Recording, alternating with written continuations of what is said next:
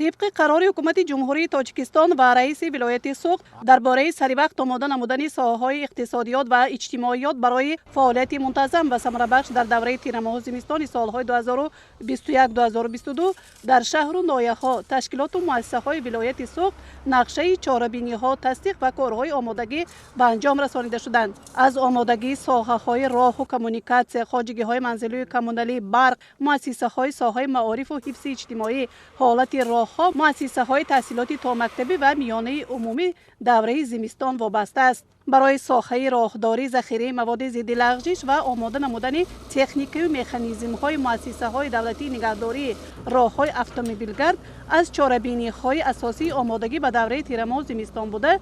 بنا به معلومات در همه شهر و ناحیه‌های ولایت سوخت این چاره‌بینی تامین گشته است. در مؤسسه دولتی راهداری ناحیه جبار رسولوف در برابر ذخیره کافی مواد ضد لغزش و آماده نمودن تکنیکی و مکانیزم‌ها در شفط راه‌ها، حدود پل‌های ماشین‌گذر مواد ضد لغزش تیار کرده شده است.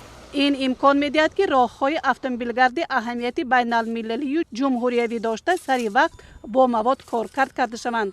مطابق به نقشه چاره‌بینی‌ها ستاد دائما عمل کننده نگهداری راه‌ها تأسیس داده شده. ذخیره مواد ضد لغزش در حجم 250 متر کوبی، آمیخته قمولنمک، سوزشواری دیزلی 2000 لیتر، انگیسنگ 3 تن 4 متر کوبی هیزم عملی گردیده است. تکنیک و مکانیزم‌های افتگریدر، تراکتوری تسمه چرخ تمغه T28، 2 عدد نقلیات بارکنک، منیپولاتور، ماشین خودریز و افت-ماشین سبکروی تمغه تویوتا خایلوکس برای نگهداری راه‌ها در دوره زمستان آماده گردیدند.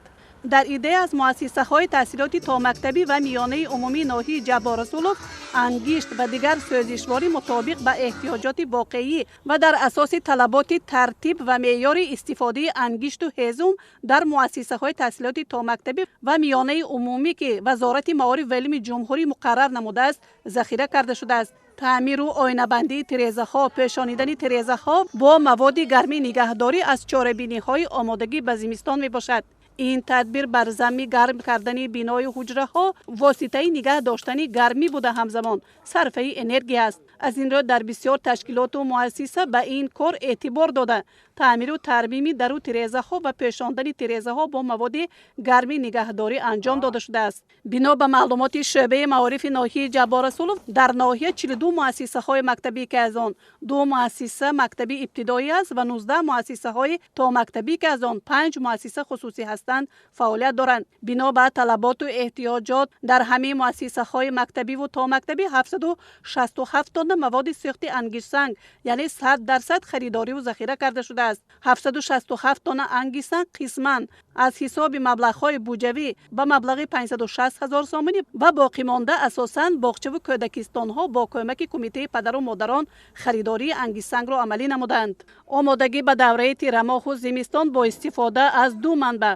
مبلغ‌های بودجوی و کمک پدر و مادران تامین می‌گردد که این حالت در اکثر شهر و ناحیه‌های ولایت مشاهده می‌گردد. برای سال 2021 با مقصد زمستان گذرانی ساحه‌های اجتماعی ناحیه علل خصوص برای ساحه معارف با مقدار 720 تن انگشت به نقشه گرفته شده. تا همین دوره با مقدار 523 تن از حساب مبلغ‌های بودجتی انگشت‌سنگ خریداری کرده شده است. با مبلغ‌هایی که ما جدا میکنیم برای هم قوه برق و هم انگشت‌سنگ در یک ماده خراجات طبق طلبات بودجه جدا کرده میشوند.